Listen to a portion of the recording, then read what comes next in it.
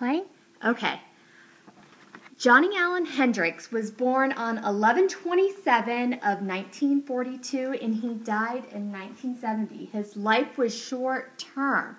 Right there is a picture made by Stephen Fishwick, who is now a current artist in right now history. But here is my lovely family to support me in my informative speech about Jimi Hendrix. Mr. Hendrix actually modernized like how we hear the electric guitar. He was influenced majorly by it would be electric distortion. Although he could not read, he made like a generation of music experience. His dad was said to have bought him his first guitar when he was about 5 years old, and he bought it it was just a one-string banjo, and his dad said that he did it because what he did was he took a broom and he ran it down to the ground, and while he was cleaning his room, he basically would just sit there and play it like he was playing a guitar. He didn't know how to read or write at all.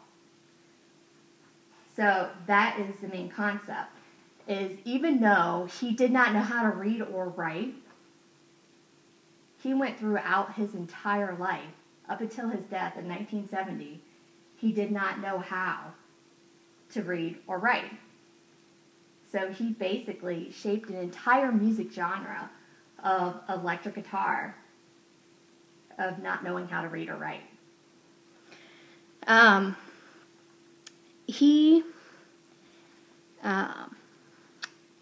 one point of his life, he decided to join the army whenever he didn't think that he was going to be able to make a living make music.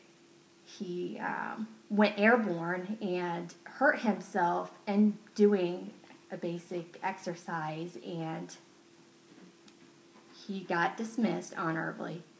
And while he was there, he met his bassist that he would later on join in life that would make him famous. And while he was in Greenwich, in New York, later on, he sat there and he would be approached by, before that, he played with Tina Turner, Sam Cooke, the Isley Brothers, and he worked with Little Richard. But he longed to have his own band, which was Jimmy James and the Blue Flames.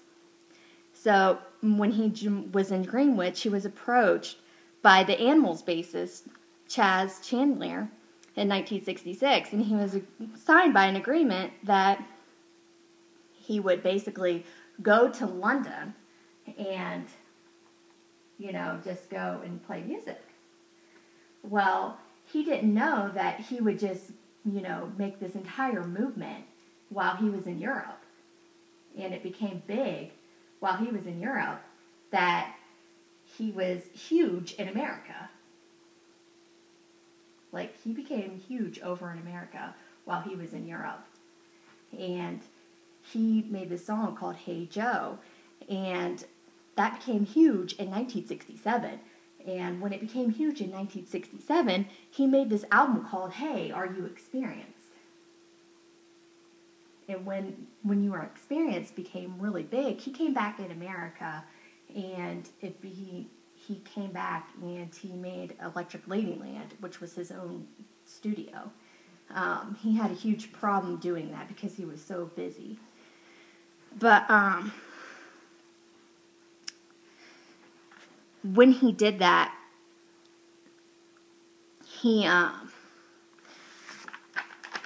the Hendrix Experience was born. He taught many people that in his engineering sound that just because he couldn't read or write, that he was just as good as anybody in the industry. that he made this entire sound that was going to change the way people thought. He went on to, come back into America. They worshiped the way he made the way sound was born. So the electric guitar sound was completely changed. So though his studio showed that he was short-lived, he showed people his whole new musical experience. So upon Jimi Hendrix's short-lived life in 1970, he was able to show everybody that you cannot just